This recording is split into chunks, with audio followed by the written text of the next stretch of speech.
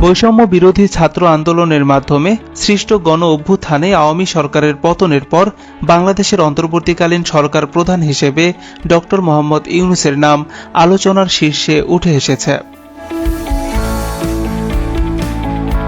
কে এই ডক্টর ইউনূস? আজকের ভিডিওতে আমরা আলোচনা করব শান্তিতে নোবেল বিজয়ী ডক্টর মোহাম্মদ ইউনূস সম্পর্কে, যিনি মাইক্রো ক্রেডিট এবং মাইক্রো ফাইন্যান্স ধারণার পথিকৃৎ, একই সাথে গ্রামীণ ব্যাংকের প্রতিষ্ঠাতা। প্রাথমিক জীবন। ডক্টর মোহাম্মদ ইউনূসের জন্ম 1940 সালের 28শে জুন বাংলাদেশের চট্টগ্রামে। শৈশবেই তিনি দেখেছিলেন গ্রামের মানুষের দারিদ্র্য, যা তাকে প্রচণ্ড রকম প্রভাবিত করেছিল। তিনি চট্টগ্রাম কলেজিয়েট স্কুলে শিক্ষা গ্রহণ করেন এবং পরে ঢাকা বিশ্ববিদ্যালয়ে অর্থনীতি নিয়ে পড়াশোনা করেন। এরপর ভ্যান্ডারবিল্ট ইউনিভার্সিটি থেকে অর্থনীতিতে পিএইচডি ডিগ্রি অর্জন করেন।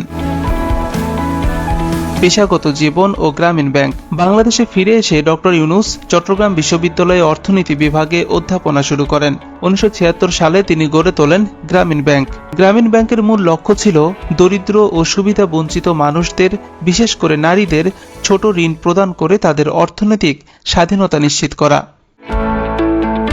মাইক্রো ক্রেডিট ও মাইক্রো ফাইন্যান্স।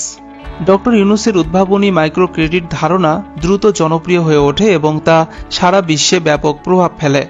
তার এই উদ্যোগ সমাজের দরিদ্রতম অংশকে অর্থনৈতিক উন্নয়নের সুযোগ করে দিয়েছে। আন্তর্জাতিক স্বীকৃতি। ডক্টর মোহাম্মদ ইউনূসের কাজ বিশ্বব্যাপী স্বীকৃতি পেয়েছে। 2006 সালে তিনি শান্তিতে নোবেল পুরস্কার লাভ করেন।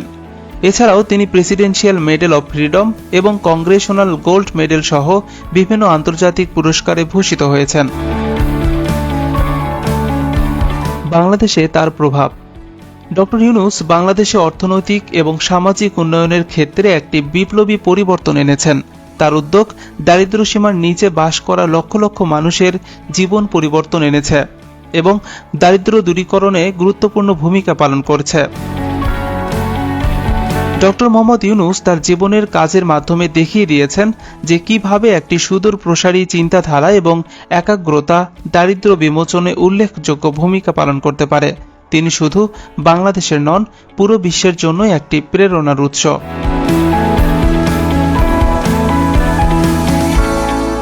ভিডিওটি দেখার জন্য ধন্যবাদ। এইরকম ইনফরমেটিভ তথ্য পেতে চাইলে আমাদের ফেসবুক পেজটি ফলো দিয়ে রাখুন এবং ইউটিউব চ্যানেলটি সাবস্ক্রাইব করে এই ভিডিওটি বেশি বেশি করে শেয়ার করুন। ধন্যবাদ।